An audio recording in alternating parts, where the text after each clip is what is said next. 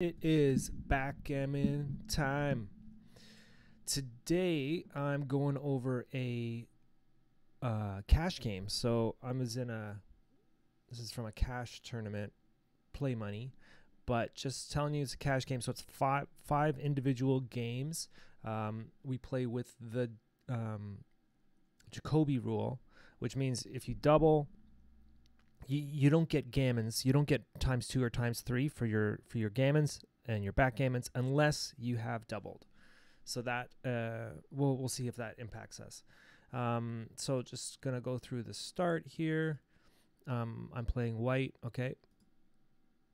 So this is pretty trivial stuff. Okay, here's my first error. So double fours. I really wanted to make this 20.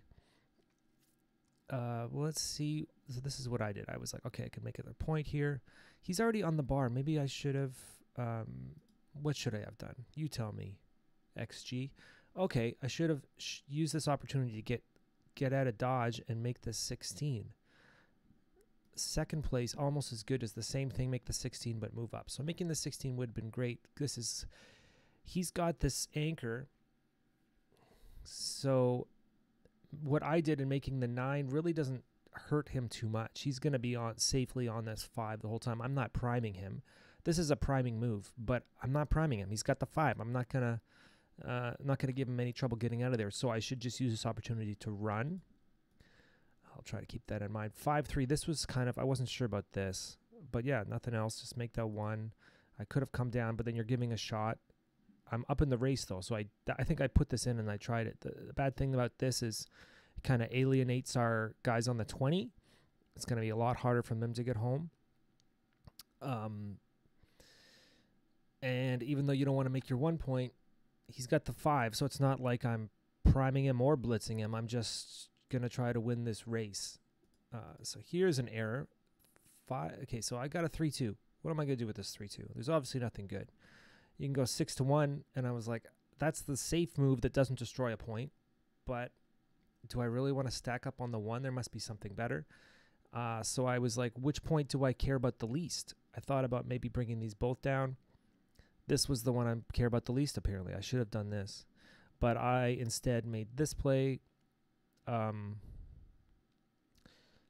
a huge deal, but just not right. 5-2. Okay, I'm making some points. So still, I'm thinking about cleaning up here. He's going to either have to leave a shot for me, and then I want to have a board that's made. Here's a blunder. Okay, 6-3.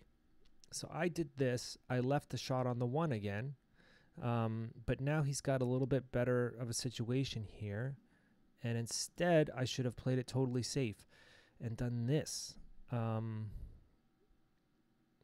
Yeah, that's a 105. So why do I not want to do that? And do this instead. This is a tricky one. I thought, like, look, 2 moves ago, it was right to leave the 13 because he's got this blot. But now, this is big time bad. So what the heck? Somebody tell me what's going on there. Okay, 6-1, we get hit. Coming in. So here, I could have come in on the 24 and then gone 4-1. I didn't want to do that. I could have come in on the 22. The better thing would be to go push all the way up there. Because what's our mission? Our mission is to get out of there. That's our number. We're up 21. We got to get out. So moving up is better than on the 22 because then this blot escapes with a 6 or a 5, not just a 6. So I should have been thinking that. We don't really care about making this. I mean, of course, spreading out is better, but getting out is our number 1 priority. And then we get this double 6, which was gorgeous. This, we still had to leave a shot. We came out with there and went to here. You could have gone boom, boom, but then you don't want to leave this just one guy. This is the hardest guy to get out because he only gets out on a 6. So we definitely had to use the 6 for him. And we didn't want to go. If we went 1, 2, 3, then we just have another 1. So this was what I did was the best. Okay, so then he made a mistake. And then here is a double pass, which I missed. So let's see what's going on here. So the race, I'm up 34, which is massive. I'm up and I'm massively in the race. But then I was just thinking about the contact. See, these guys, I got to get these guys home. They're 7 away from this. So I thought, you know, this isn't going to be super easy. But I just had enough. There's not a lot of, no gammons, right? 6% because he's got this anchor. I don't have a massive board. I don't have that 5 point to keep him in if I do hit him. But I guess there's a lot of chances if I clear this 14 safely and don't leave a blot, then, or I don't get hit back, then it's an obvious double. So I just missed my chance there. There's volatility, and I didn't pick up on it. Of course, I roll... what happens here? I roll a 5-4, which was just like the best thing you could have done. Now it's an easy, when I see this is obvious to me that I need to double. It's obvious because I'm up in the race a lot by like at least 10% is kind of the threshold. And he doesn't have any contact. Like when he's only 3 away, the chances of him getting a shot from this is very low, either this turn or next turn. Like if I roll double 6, obviously it would be a shot, but and he's got a blot here. It's not the perfect board. It's pretty close, but look, 86%, 1% gammons because I'm not going to get gammon. So I win the point there. Okay, now that's 1 point. Let's go to the next game. Next game starts off with an error right away. I hate getting errors in the first couple rolls. I try to make my first 2 rolls perfect. I really recommend practicing your first roll and your second roll on XG or whatever you're using and just try to make them perfect in every situation. But here, I should have hit with on the 5 instead of making this. Just got to remember that. I just got to remember that. We got to hit that. Okay, he makes a mistake. I got a 3-1, which is beautiful. And I missed the double here. So, oh, no, I did double. And this is a no double. So I only have 60%, 25% gammons, but I'm not split. I bet if I was split, or if I had like 1 or 2 extra, like if I had one of these guys down, then this would be a double. But it's not a double, not just yet. Look what I've got in the zone. This is the zone, right? 1, 2, 3, 4, 5, 6, 7, 8. 8 is not enough to be, it's very low blitz value. Look, I've got all 5 up here. I really need him to dance to really squash him in this game. But I doubled anyway. So now he's got the cube. I make this 6-1, which is a priming move, and I'm kind of blitzing, but still, make that if you can. Now I finally get to split here. And most people will be like, well, why are you just leaving two checkers out in the open for them? Well, because we are in serious danger of getting primed in here. We desperately want to make this 20 or the 22 if we can't make the 20. And the only way you can make the 20 from the 24 is double 2s or double 4s if you're just there, which is not, that's 2 rolls out of 36. We split this up, then we can get 2-1 to make here. We can get 4-3 to make here. We get a lot of escape 1 checker rolls. So this is key when you're facing a serious prime, which is the makings of. And then leaving this guy here, this it's not so bad because he's going to have to leave the 4, and I have 3 points. He's got 2. So if he leaves, I could really turn the game with a return shot, even if he hits me. Let's see, I come in and then hit him back. So that's why you want to do that, even though it looks crazy to a beginner. Double 5s is not what you want here because I don't want double 5s. So let's see how good this double. So he had 60% chances. And then after my double 5s, he's got 67. So some people are like, oh, double 5s, that's a great number. It's not here because, look, it's separating these guys from the next white checkers by a long shot. So now he's going to have all of outfield control. He can pop these guys out here. Let's say he gets a 6-5. Then all of a sudden he controls this whole region. And I got to run the gauntlet to get through. So big trouble for me. Okay, 3-2. So here, remember, we're talking about escaping the prime as our priority. This with 3-2, instead of like doing something like sticking the 6 to the 1 or something dorky like that, you got to move up, get them both. We call it daylight. So right now, none of them have daylight. That means 6 away is blocked. So if I move him here and him here, they both have daylight. Sure, they're probably going to get hit, but maybe he won't. Maybe he'll only hit 1. Maybe I'll make the anchor after I come in, or maybe he won't hit me and I can escape. So this was, oh man, this guy could have made the 5 point with the 7 and the 6. That would have been a much better play than this. He is down in the race. I usually don't talk about their errors, but he's down in the race. He should definitely be hitting here instead of giving me the time and the roll to do this. So now I make this 20. Now with the 5-2, I can't escape. I just make this 1 so I can still hit him. And now I got a 6-2. Now is the time to leave. His board kind of sucks. I could do the 8-2, 8-6, but that makes it even easier for him to jump over me, and I still have this problem, and he'll be making extra points. I gotta gamble now. Look, everything else is a problem. Everything else is an error or a blunder.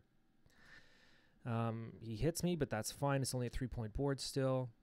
Come in. I don't want to make that 9. Oh, doesn't matter. They're the same. Okay, I'm coming in. Now I'm on the 9. He hits and covers. I dance.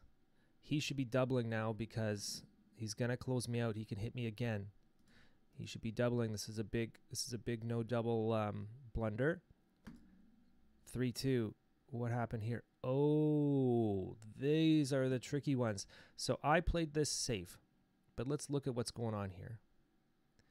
We're supposed to do this play. Hit, because I'll still have a 4-point board.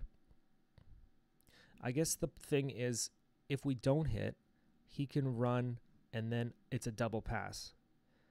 It's a double pass because if he gets out, he's got so many threats to hit me there. So it's totally a double pass. Was this actually a double pass? It's a no really double take. Oh. These are tricky. They're scary, right? It's scary to to leave 2 blots in your home board, double tiger. It's scary because if you get it wrong, if you do it at the wrong time, it's just the worst. It makes you feel really stupid. So these are kind of the plays you'll see on quizzes. And look how big a mistake it was not to do it. 221. It's huge because I've got good chances to close him out if he dances, but it's a tough play. I was too scared. And then I can't move, and then this is definitely a redouble pass. Okay, he's not going to get gammons here because he's only got 1 checker back and no blots that he can hit. So I passed. He wins that. Here we go. All right, game 3. Starts with the 5-4. Okay, it's running. Double 4s. I make my board. And make my board. Can't move. And here I doubled. This is actually a double pass, but he took it. It's just I'm up in the race. He danced once. If they dance, that's when you should really look at doubling. A lot of times after a dance early in the game, like if he comes in, it's not a double. But there you go. The threat is real. Need more ammo. I should have come here. Don't go to the 23 because the 23 is 6 pips away from the 17. And when you have, when you block 6s, it's a lot of contact. It's way better for for blocking. It does that much better if you're 6 away. This I didn't want to. I don't know why I didn't do that. Okay, 5-3. Nothing really to do. Make the 5. Here's an error. So I did this, and then what am I gonna do? I was like, am I really gonna kill this 8? I thought maybe I could get cheeky and make that 5, slot it, but there's no need to do that. The race is pretty close, 13. So that was a mistake. That was a pretty big error to give up the extra shots. Also, I just thought leaving an 8 and a 7, the number of shots I'm leaving was going to be similar, but no, I was wrong. He rolls Unlucky double 6 for him.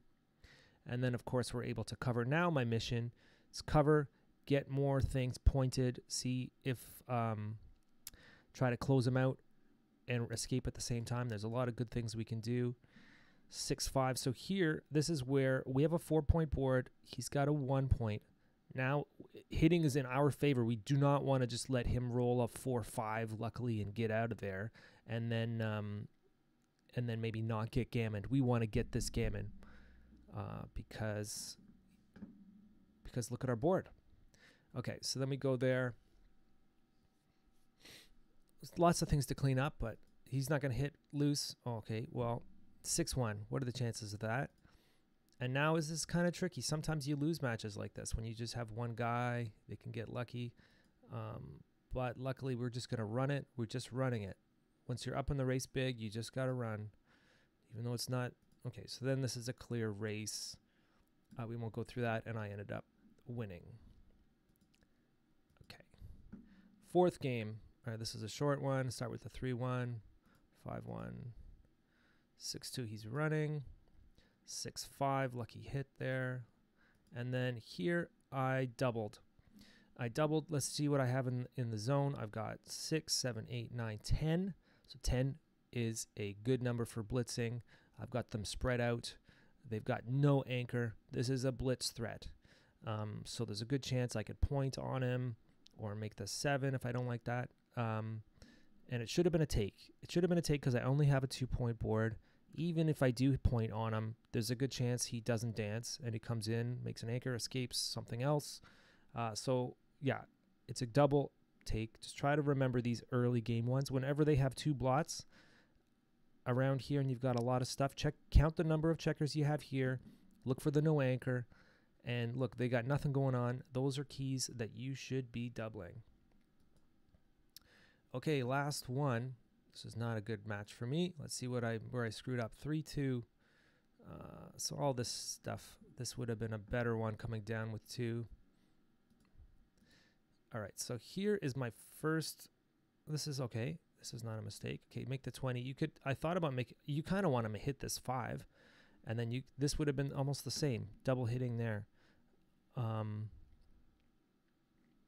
the same. They're both good things. Okay, double 1. Here we go. I love double 1. It's just so broken. Okay, hitting the 5s. And you make this 7 because that's going to add your prime value. I'll add to your prime value quite a bit. Because look, this 1 is blocked by it. It's the starting of a beautiful thing. And here we go. This is a double pass. But I doubled and he took. Again, look, what have I got in the zone? 1, 2, 3, 4, 6, 7, 8, 9 in the zone, which isn't amazing. But look, I'm safe on this end. I got a beauty prime, and he's on the bar. So those things add up to a double pass because the win percentage is a 72, and gammons are 20. So, again, they danced. Guess what? We double. When they dance early, we're going to look at doubling, and unless we can see that we're close in the race, we're going to check race. We're going to check how many we have in the zone for our blitz. We're going to check our prime versus their prime, and we're going to check what threats we have. So we have a lot of numbers. We can make another point. We could even continue. The blitz isn't huge, but we can bring down to, we can make this point. It's going to be pretty sweet. I make a mistake here, 6-4. And like, I know this kind of screws my prime. It's 2, there's a big gap there. And I don't have enough to fill in the 4-3. So but I was like, well, it's another point maybe that we could get them to dance, but it would have been better just get the extra ammunition down. Try to be pure. When they say pure, that means you make your points in order. But I made a mistake. What are we going to do? Okay, now a blunder. Look at this guy. Okay, so I could have just hit. Oh, of course I should have hit. So here I was like, let's get some more ammo. This guy's safe. But I could have gone 11-4. And then what have we got? We've got a 3-point board. He hits me. And look at this. 2 blots there. I could have picked up another one. Bad stuff. Okay, I didn't do that. 5-1, bringing down more ammo. This was wrong. I should have just brought the ammo in. I guess because I've already made the 5 point. He's not really helping me make anything. He's not a builder for anything except for the 10, 9, 8. And we're past that. We really want this 4, 3. He's got this plot here. Okay. 6, 5. Again, we don't want to make the 1, but he's just with 6, 5, it's just we're going to be leaving a shot. Then we'll have a 4-point board. Let's do it. He comes in. So this is going to be, this is the problem with hitting on the 1, right? These guys are kind of not impactful right now. So now it's just going to be, he's going to try and build his board and hit us when we come home, and we're going to try to sneak home safely. That's all we're doing. 20 to 9. What's wrong with this? This was an error. I should have done that. Interesting.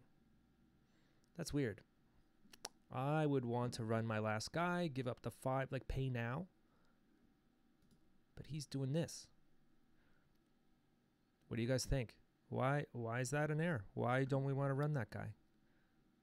I guess he doesn't have builders here, so it's not so risky to have the 20.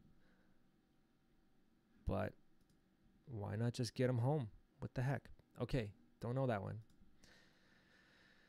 Okay, we get hit, then we get a double 4. Double 4. So this is what I do with my dough. I'm coming in, and then I'm hitting. Some people would just jump and put both of them down there, but let's just play your doubles slowly. So 1 in, that's mandatory. Hitting, mandatory. Now what do we do with the next 2? Well, then 7 to 3 gives us a 5-point board. 5-point board is amazing, so that's obvious. Everything else is a big blunder. 11 to 4, hit him. So here, we don't want to let him have that anchor. You know, we have a 5-point board. They've only got a 3. I'm not worried about getting hit back because I have freedom. I can get this guy out. Even if he hits me, I can just recirculate another guy. And he's still going to be worried to hit me loose because I got a 5-point board, and then you can just dance all day on that. Then I make an error here. What should I have done? I just brought a bunch of dudes in. I should have brought them in slightly differently. Not a huge deal. Let's not look at that. Okay. And then, so basically, I'm trying to deny this anchor. I don't. So the winning chances, if he makes this anchor, is going to be much different. So I'm going to be looking for, like, making this, or if I can't make it, I'm at least going to try and pick and pass. So if this was a 5-2, I might have jumped out, but I'm just going to leave it there. That's fine. Remember, I have freedom. Okay, so here I take the opportunity to just jump out of there because he's got two on the bar. What are the chances he gets both of them in by the time I get home with just 2 guys? Probably he's not going to be able to do that. I'm pretty confident once I see this, I can just get home with him 2 on the bar. I don't need to close him out. That's not going to be that much better for me than just hopping out. Okay, 6-2. Here's an error. So I should have hit him here. Should have denied that anchor. If I hit him, then I'm 91, 65% gammons. My play, 91, 45% gammons. So the gammons go way, way, way up. So this must be close. It's a close for the gammons, right? So it's worth the risk. I just miscalculated how likely it was to get a gammon, either closing him out or not. But I guess if he comes in on the next couple rolls with me not hitting him, then gammons are a lot less likely. And maybe that actually happens. So let's see. 7-3, can't hit. Double 6. Okay, I'm forced to leave a shot. And then he hits me, of course. So, oh, and double 5 was crazy. 1, 2, 3, 4, 5. There we go. 4-2. It's coming in. Okay, and that's easy, easy peasy. And I get the gammon from that. Okay, so that was Cash Game. See you next time.